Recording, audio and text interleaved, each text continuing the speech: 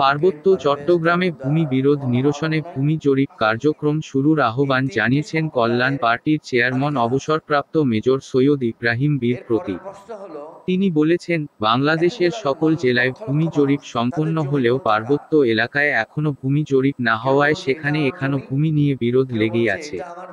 সকালে নগরীর একটি হোটেলে পার্বত্য চট্টগ্রাম নাগরিক পরিষদ আয়োজিত মতবিনিময় সভায় তিনি এসব কথা বলেন।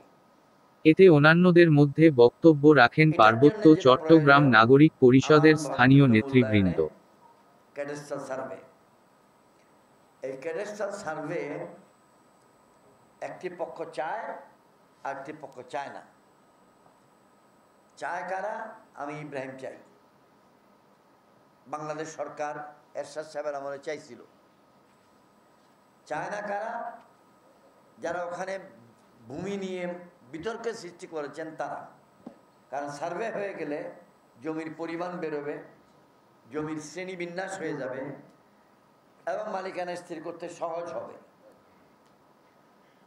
বাংলাদেশ 55,000 স্কোয়ার মাইল বা 1,20,000 স্কোয়ার কিলোমিটারের দেশে শুধু পার্বত্য চট্টগ্রাম অঞ্চলটি বাকি আছে যেখানে সার্ভে করে দাগ নম্বর নাই।